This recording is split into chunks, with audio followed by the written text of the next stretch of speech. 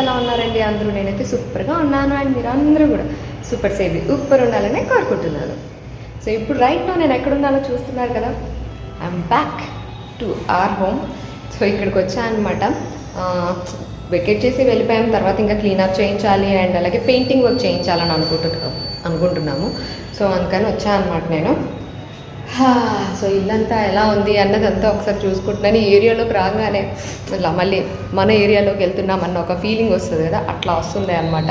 But ఇల్లంతా ఇలా ఖాళీగా చూస్తుంటే ఏదో వెరైటీగా అనిపిస్తుంది. ఇప్పటివరకు ఏ ఇల్లు కూడా ఖాళీ చేసిన తర్వాత మళ్ళీ తిరిగి వెళ్ళి ఆ ఇంటిని చూసింది లేదు. సో ఈ ఇంటిని చూస్తుంటే కొంచెం వెరైటీగా అనిపిస్తుంది. ఇప్పుడు ఒకలాంటి ఫీలింగ్ అనిపిస్తుంది. అది ఫీలింగ్ ఏంటి అన్నది కూడా నేను ఎక్స్ప్లెయిన్ చేయలేను అనమాట. సో ఇప్పుడు ఏంటంటే వాల్పేపర్స్ ఇవన్నీ కూడా తీయించేసి పెయింట్ వేయిద్దాము, ఇది కూడా తీయించాలా వద్దా ఇవన్నీ డిసైడ్ చేసుకోవడానికి వచ్చాను అనమాట. చూసి వాటి హాలత్ ఎలా ఉంది ఏంటి అన్నది. ఎందుకంటే నాకు వాల్పేపర్స్ ఇష్టం, బట్ రెంట్కి వచ్చే వాళ్ళు అందరికి కూడా వాల్పేపర్స్ ఇష్టమో కాదో తెలియదు కదా. మోస్ట్లీ అన్నీ ఇలా డిఫరెంట్ వాల్స్లా కాకుండా అంతా ఒకటే కలర్ వేస్తే లుక్ ఇంకా బాగుంటుంది అని అంటున్నారు మా వారు. సో అందుకని వచ్చాం అనమాట మొత్తం ఇవన్నీ చూడ్డానికి. అండ్ అలాగే పెయింటర్స్ని వాళ్ళని కూడా రమ్మన్నాము. సో వాళ్ళకు కూడా చూపించి ఒకసారి అన్నీ మాట్లాడి దెన్ విల్ డిసైడ్ అవుదామని. ఈ ఇంట్లో ఉన్న ప్రతి వాల్పేపరు నేను నా చేతులతో స్టిక్ చేసి అంటించుకున్నదేనండి. మొత్తం ఏ రూమ్లో చూసినా సరే అన్నీ నేను నా సొంతంగా నా ఐడియాస్తో అలా చేసిందే అనమాట. సో ఇవన్నీ ఒకసారి అలా చూస్తుంటే, అంటే అన్నీ ఒకేసారి చేయలేదులేండి, ఒక్కొక్కసారి ఒక్కొక్కటి చేస్తూ వచ్చాం కదా. ఫస్ట్ ఆఫ్ ఆల్ లాస్ట్గా వేసింది ఈ వాల్పేపర్ అనమాట. సో దాన్నే బీగేస్తున్నాను ఫస్ట్. ఎందుకంటే ఇక్కడ కిచెన్ డోర్ని ఆ ఫ్రేమ్ అంతా మార్పించాం కదా, మార్పించినప్పుడు కొంచెం వాల్కి అది పెయింట్ చేయలేదు. సో ఓన్లీ ఆ ఒక్క వాల్కి ఎందుకు పెయింట్ చేయించడం, ఇల్లంతా చేపిద్దాంలే అన్నట్టుగా దాన్ని కవర్ చేయడం కోసం ఇలా వాల్పేపర్ వేసేసాను అనమాట ఆ డోర్ చుట్టూ. అండ్ ఈ వాల్పేపర్స్ అన్నీ కూడా నేను యాక్చువల్గా బ్లాక్ వాల్పేపర్ ఏదైతే ఉందో హాల్లో పెద్దది, అది సిడ్నీ నుంచి తెచ్చుకున్నాను. మిగతావన్నీ ఇక్కడ అమెజాన్లో పర్చేస్ చేశాను అనమాట. ఈ వాల్పేపర్ ఇవన్నీ కూడా అమెజాన్లోనే పర్చేస్ చేశాను. ఇది కూడా పెద్ద వాల్పేపర్. దీని వెనక ఒకటి ఉంది, దానిపైన ఈ బుద్ధా స్టిక్కర్ ఉందన్నమాట. సో ఇవన్నీ కూడా నేను స్టిక్ చేసుకున్నయ్యే కదా. సో అవన్నీ ఒకసారి గుర్తు చేసుకుంటూ ఉన్నాం. ఆఫ్ కోర్స్ బయట మనం చేయించుకుంటే ఎక్కువ అవుతుంది. అమెజాన్లో ఏంటంటే మనకి వాల్పేపర్ కొంచెం పల్చగా వస్తుంది అనమాట. బయట మనకి రెడీగా అంటే షాప్లో మాట్లాడి తీసుకొచ్చి వాళ్ళ చేత వేయించుకునేది ఏంటంటే కొంచెం థిక్గా ఉంటుంది, ఇదేమో థిన్గా ఉంటుంది పేపర్. సో అదొకటి. అండ్ మనమే వేసుకోవచ్చు actually, it's not a big deal అనిపిస్తుంది. బయట చాలా థౌజండ్స్ ఆఫ్ రూపీస్ అవుద్ది, మనం ఇక్కడ జస్ట్ ఫ్యూ హండ్రెడ్ స్పెండ్ చేస్తే చాలు, మంచిగా ఒక వాల్ అంతా కూడా కవర్ చేసేసుకోవచ్చు. అది కూడా బడ్జెట్లో మనం వాల్పేపర్ సెలెక్ట్ చేసుకుంటే, మన ఇంటి లుక్ని బట్టి మన టేస్ట్ని బట్టి ఎక్కడ వేస్తున్నాం అనే దాన్ని బట్టి వాల్పేపర్స్ ఆప్షన్స్ చాలా ఉన్నాయి. సో అమెజాన్లో మీరు చూసినా చాలా వాల్పేపర్స్ ఆప్షన్స్ ఉంటాయి, సైజెస్ కూడా అవైలబుల్ ఉంటాయి. సో అదొక్కటి చెక్ చేసుకోవాలి. ఈ బుద్ధా వాల్పేపర్ మాత్రం ఏమైందంటే 2 పార్ట్స్గా వచ్చిందనమాట. కరెక్ట్గా సెంటర్లో కట్ చేసి 2 పార్ట్స్గా ఇచ్చాడు. అది సెట్ చేయడానికి చాలా కష్టమైంది. మనకి మామూలుగా వెనక్కి వాల్కి వేసే ఏంటంటే అన్ని రోల్స్ లాగా వస్తే ఈజీగా పెట్టేయచ్చు. బట్ ఇది పర్టికులర్గా అలాగ బుద్ధుడు మ్యాచ్ అవ్వాలి అండ్ ఆ స్టిక్కర్ రావడమే కొంచెం క్రాస్గా వచ్చిందనమాట. సో అదొక పెద్ద తలకాయ నొప్పి అయింది. అఫ్కోర్స్ ఆ వీడియో కూడా మన ఛానల్లో ఉంది, ఈ వాల్పేపర్ని స్టిక్ చేసే వీడియో కూడా. ఈ హాల్లో పేపర్స్ ఇవన్నీ తీసేసిన ఇది కూడా కలర్ చేంజ్ చేద్దాం అనుకున్నాం. Red colour is like two bright అయిపోతుంది అని చెప్పి. అండ్ ఈ వాల్ పేపర్స్ అయితే ఉంచేద్దామా అని అనుకుంటున్నాను నేను, ఎందుకంటే ఈ వాల్ పేపర్ చాలా బాగుంది and this is the latest one అనమాట. అన్నిటికన్నా లాస్ట్ వేసింది ఇదే కదా. మొత్తం అంతా మంచిగా నీట్గా అట్లనే ఉంది. మొత్తం ఫ్లోరల్ ప్యాటర్న్తో వచ్చి వీడియో కూడా మీకు షేర్ చేశాను. సో కింద ఇలాగా వుడెన్ ప్యానలింగ్ వచ్చినట్లుగా వచ్చి ఒక బ్రాస్ రిమ్ ఉంటే ఎలా ఉంటుంది అలా ఆ టైప్లో డిజైన్ చేశా దీన్ని, ఏదో వాల్ని ఇలాగా. మాకు ఫాల్ సీలింగ్ ఉండదు అన్నమాట, అందుకనే పై వరకు కూడా అంటించేసాను. సో ఈ పేపర్ అండ్ అలాగే ఈ పేపర్ కూడా బాగానే ఉన్నట్టు అనిపిస్తోంది. ఈ పేపర్ అనమాట. ఈ 2 వాల్స్ బాగానే ఉన్నాయి. అంటే మా బెడ్రూమ్లోనే ఇది ఒక వాల్ ఇది ఒక వాల్ కదా, ఈ 2 వాల్స్ బాగానే ఉన్నట్టు అనిపిస్తున్నాయి. సో ఈ వాల్ పేపర్స్ 2 ఉంచి మిగతా ఈ వాల్ని ఇట్ని పెయింట్ చేయిద్దాము అని అనుకుంటున్నా. అండ్ అలాగే కబర్డ్స్ లోపల కూడా పెయింటింగ్ చేయిద్దాము అని అనుకుంటున్నాము. అండ్ కిచెన్ విషయానికి వస్తే అఫ్కోర్స్ ఇదైతే తీసేయాలండి పెయింట్ ఇక్కడ, ఎందుకంటే ఇది మార్పించాము కదా, దీని ఫ్రేమ్ మార్పించినప్పుడు ఇక్కడ అంతా వైట్ ప్యాచెస్ పడ్డాయి, వాటిని పెయింట్ వేయించలేదు, ఇలా వాల్పేపర్ పెట్టేసా. సో అదొకటి తీయాలి. అండ్ ఇక్కడ ఒకటి ఉంది కదా, సింక్ ఏరియాకి. ఇది కూడా నాకు నీట్గానే అనిపిస్తోంది. సో ఇది ఇలా ఉంచేద్దాం అని అనుకుంటున్నా ప్రస్తుతానికి ఆ చిన్న స్పేస్. బట్ చూడాలి, ఆ చిన్న స్పేస్ని మళ్ళీ ఇదొకటి ఉంచి మిగతాదంతా పెయింట్ వేయండి అంటే అంత మళ్ళీ అదో పెద్ద పని అవుతుందా, ఈజీగా అవుద్దా ఏంటి అన్నది చూడాలి. ఒకసారి పెయింటర్ వస్తా అన్నారు, ఇప్పుడు ఆయనతో మాట్లాడి డిసైడ్ చేద్దామని అనుకున్నా. సో ఈ పేపర్ కూడా పీకేయాలి. అండ్ కిచెన్లో కూడా ఇలా పేపర్ వేసాం కదా, వాల్ పేపర్ ఇదంతా. సో దీన్ని కూడా పీకేద్దాం అనుకుంటున్నా. యాక్చువల్గా ఇక్కడంతా వైట్ టైల్ ఉంటుంది, ఇలా వైట్ టైల్ ఉంటుంది. సో ఇట్లా వైట్ టైల్ ఉంటేనే బాగుంటుందేమో అంటే, నాకు వైట్ టైల్ చూసి బోర్ కొట్టి నేను ఇలా కట్టించుకున్నానులేండి, అప్పుడు కూడా వీడియో షేర్ చేశాను కదా. సో ఇది కూడా పీకేద్దాము అని అనుకుంటున్నాను. వైట్ టైల్స్ ఏమన్నా మంచిగా లుక్ బాగుంటుంది కదా అని. ఇది టైల్స్ మీదే కాబట్టి పెద్ద ప్రాబ్లం ఏం కాదులేండి ఇది పీకడం. వాల్కి అయితేనే ప్రాబ్లం కొంచెం పీకాలంటే అని నేను అనుకున్నాను. ఇప్పుడు పీకుతుంటే ఇది రావట్లేదు సరిగా, చూడాలి వస్తుందా రాదా. వాల్పేపర్ మనం వుడ్ మీద అంటిస్తే ఒకలా వస్తుంది, వాల్ మీద అంటిస్తే ఒకలా వస్తుంది, ఇలా టైల్ మీద అంటిస్తే ఒకలా వస్తుంది అనమాట.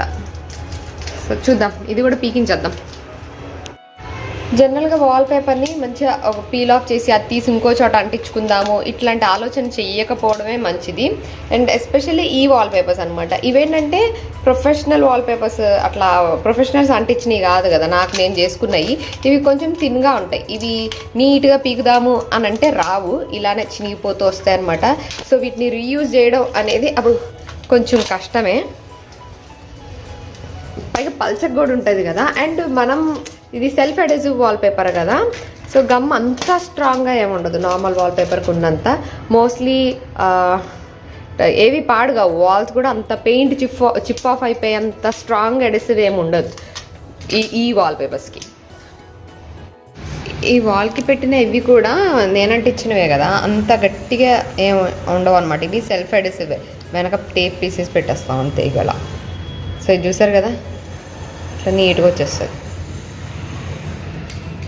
ఇవి కావాలనుకుంటే, అంటే ఇవి కొంచెం ప్లాస్టిక్వి కదా, కొంచెం గట్టిగా కూడా ఉంటాయి. ఇవి విరగకుండా వస్తే ఇవి రీయూజ్ చేసుకోవచ్చు. కానీ నేను ఇప్పుడు దీన్ని రీయూజ్ చేసే ఛాన్స్ ఉండదు, ఎందుకంటే నేను వెళ్ళేదే అద్దెంటికి కాబట్టి. ఐమ్ జస్ట్ థ్రోయింగ్ దీస్ అవే. ఇట్లా పీక్తే ఈజీగా వచ్చేస్తాయి.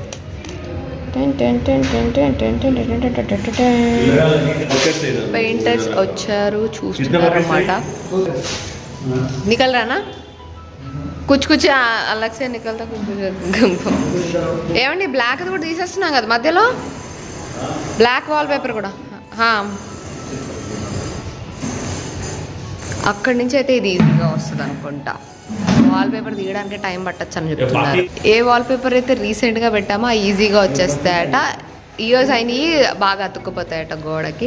సో ఆ బ్లాక్ది ఇది కొంచెం కష్టంగా వస్తుంది అనమాట. ఇది కొంచెం ఈజీగానే వచ్చేస్తుంది ఎందుకంటే రీసెంట్గానే అంటించారు కాబట్టి.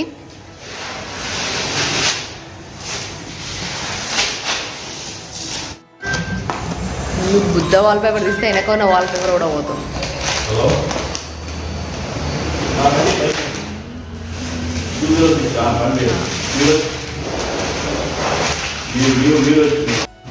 పెయింటింగ్ దాంతోపాటు పెస్ట్ కంట్రోల్ కూడా ఒకసారి చేయించేస్తున్నాం అనమాట. సో కాక్రోచెస్ రాకుండా. పెస్ట్ కంట్రోల్ వాళ్ళు ఇప్పుడే వచ్చారు. సో ఇల్లంతా కాక్రోచెస్ అనమాట, ఆల్రెడీ టర్మైట్స్ చేయించాం కాబట్టి. ఖాళీ ఇంట్లో ఇట్లాంటి పెస్ట్ కంట్రోల్ చేయించడం ఈజీ అనిపిస్తుంది అన్ని సామాన్లు ఉన్నప్పుడు కన్నా. సో మొత్తం కాక్రోచ్ ట్రీట్మెంట్ అంతా చేయించి, టర్మైట్ ట్రీట్మెంట్ ఆల్రెడీ అయిపోయింది, కాక్రోచ్ ట్రీట్మెంట్ చేయించేసి పెయింట్లు వేయించి అప్పుడు రెంట్కి ఇవ్వాలండి. ఇది అంటించడానికి ఎంత టైం పట్టిందో పీకడానికి అంతకన్నా ఎక్కువే టైం పట్టేలా ఉంది. సో వాళ్ళు అక్కడ తీస్తున్నారు, నేను ఇక్కడ తీస్తున్నాను. అట్లా ఈ వాల్ పేపర్స్ తీసుకొని వాల్ ఎక్కడైనా డ్యామేజ్ ఉంటే దాన్ని రిపేర్ చేసి ఆ తర్వాత పెయింట్ వేయాలన్నమాట.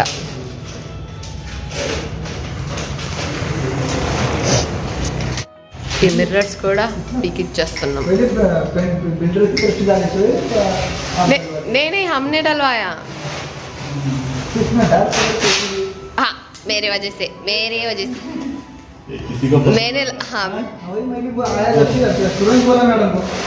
It's okay. मैंने चाहा एक बॉल डार्क कलर चाहिए, ऐसा मुझे लगा मुझे चाहिए करके मैंने करवाया.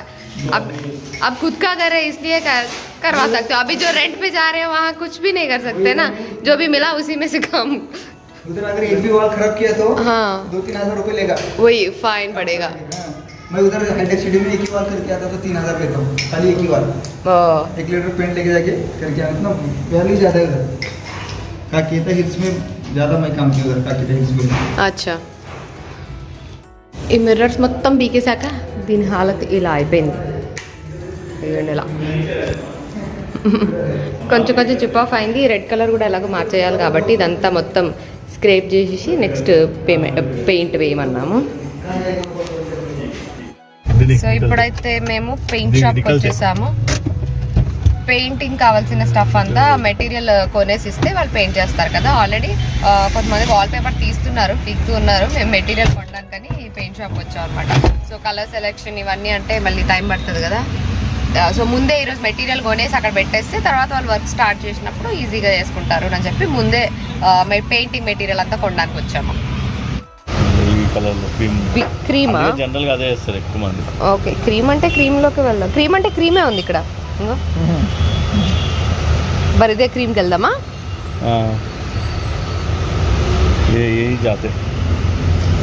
ఇప్పుడే ఒక అదర్ ఆప్షన్ చూసా క్రీమ్లో. कितना भी ये दिला दिस सॉफ्ट ग्लो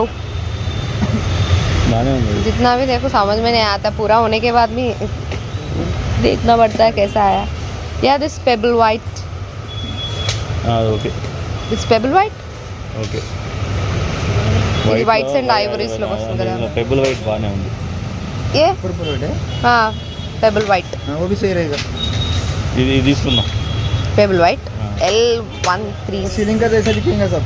अच्छा वैसा रहेगा ये वाला अच्छा है पर्पल वाइट. हाँ L136 है, L132 है. L सीरीज में पूरे अच्छे मीडियम कलर्स रहता. L1099 पूरे L सीरीज बोलते ठीक है. क्रीम कलर ही डालेंगे. L132 है, L136 है, L131 है. L सीरीज पूरे 32 डालेंगे क्या? इससे ये थोड़ा डार्क है, ठीक है ये बहुत लाइट है. ठीक है. इससे ये डालेंगे L132. ये डार्क है, ये लाइट है, ये शेड का ఇదే డార్క్ ఉంది. हाँ है నాకేంది ఇది డార్క్ అనిపిస్తుంది. రిఫ్లెక్షన్ అంతే. ఓకే వాట్ ఎవర్ సరే. दोनों में ज़्यादा डिफरेंस नहीं है, कोई भी चलेगा. डैमिनेशन कराया ना उसमें. ఇది ఫైనల్లీ చూస్ చేసింది పేబుల్ వైట్ L136. ఇల్లంతా ఒకటే కలర్. అండ్ డోర్స్కేమో డార్క్ కలర్ తీసుకోవాలి కదా. సో ఇది బ్రౌన్ కలర్ తీసుకుంటున్నాం అనమాట. డోర్స్కి ఈ కలర్, వాల్స్కి ఒకటి, సీలింగ్కి ఒకటి, డోర్స్కి ఒకటి, ఇలా ఇన్ని కలర్స్ తీసుకోవాల్సి వస్తుంది. పెయింట్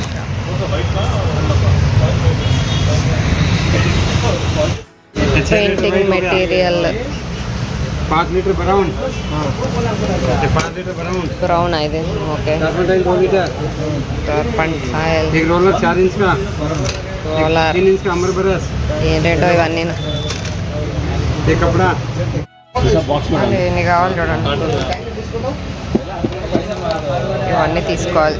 ఇవన్నీ మా స్టఫ్ అంతా ప్యాక్ చేస్తున్నారు. ప్యాకింగ్ కూడా ఆ డబ్బాలు వేసేసి మామూలు టేపులు వేస్తే సరిపోదంట, రోప్తో కడతారట.